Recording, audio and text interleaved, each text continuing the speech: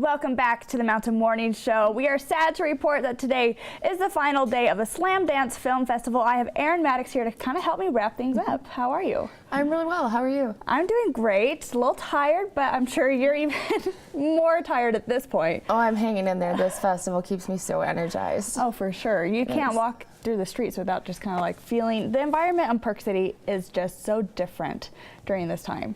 It is. It's a very solid 2 weeks of that. A lot of energy. So let's talk about Slamdance. First of all, I want to know a little bit about your background.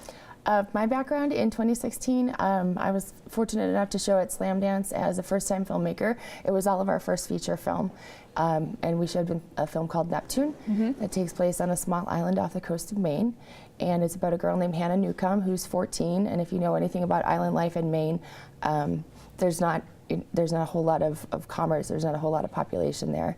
So everyone goes to school in the same small schoolhouse on the island, and Hannah witnesses a catalyst event that just kind of, in this transitional period of her life, gets her thinking, well, do I want to kind of take my own path in my own direction, or do I want to follow the one that's set out for me? What was your role in Neptune? I was a producer on Neptune. Awesome. Yeah. So were you shooting in Maine?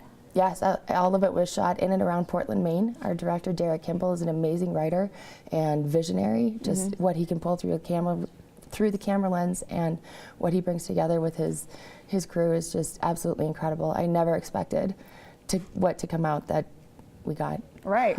Well, 2016. Now, tell me about 2017. Well, in 2017, I jumped on, or 2016 and 2017, I became a programmer for Slamdance.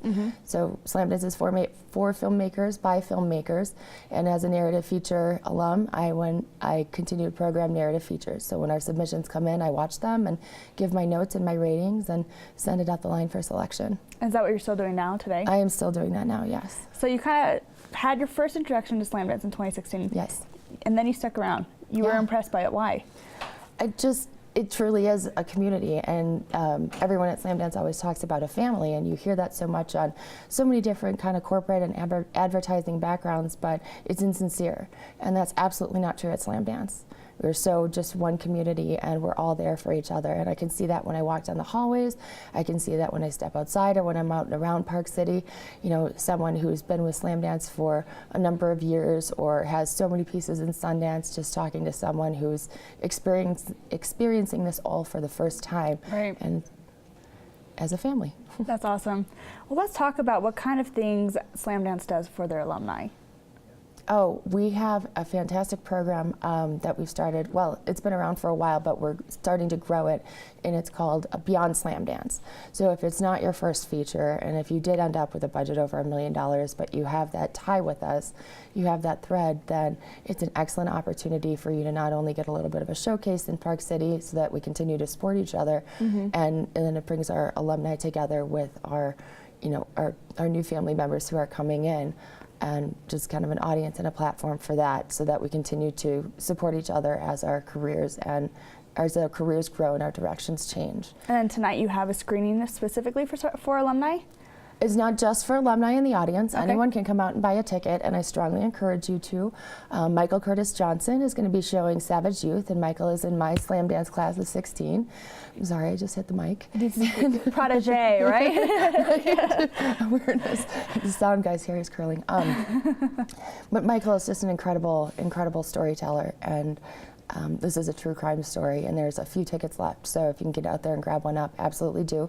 Michael is on site, and we'll be doing a little talk back after. And then one of our founders, Dan Mervish, has his Bernard and Huey that's showing tonight, and that's just absolutely a riot. It was a laugh.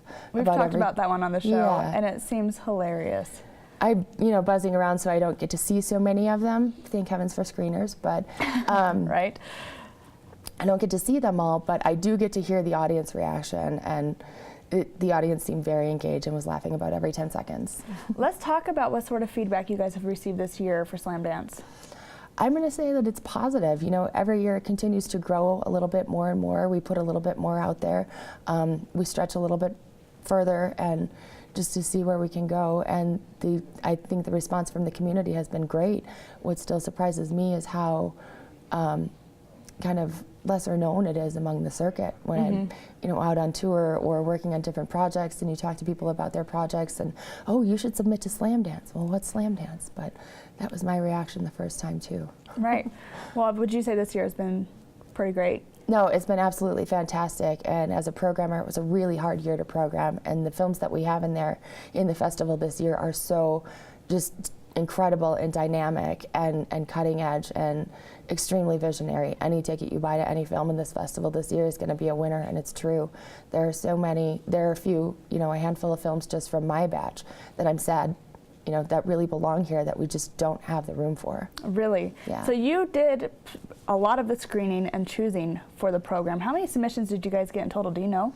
I don't know the exact number, but I'm told somewhere around 3,000, which Wow. is just incredible. And how many were selected for the festival? We have 10 features eligible for. How do you narrow that down? It was so hard this year, and I stayed out of LA for that process when the final selection was happening, but you just, you know, kind of try to give notes, and if there's something that you're really pulling for, like this evening we have The Starry Sky Above Me, and that's a French film that I was just really pulling for. It's absolutely hilarious, just endearing, and I'm glad that that made it. And another film that I programmed was Human Affairs, and Julia, the actress in that, just had her emotional range, just, she pulled me in and had me all over the place. Is it so fun to see a film for the first time and then watch it be selected, watch the audience's reactions to it throughout the whole festival? I mean, is that like a precious moment for you? It absolutely is. It absolutely is. And it kind of, you know, two sides of the same coin. It's really heartbreaking too when there's something that you see that you know is just incredible and it doesn't make the cut, and you know, I kind of suffer that disappointment as well. I'm sure.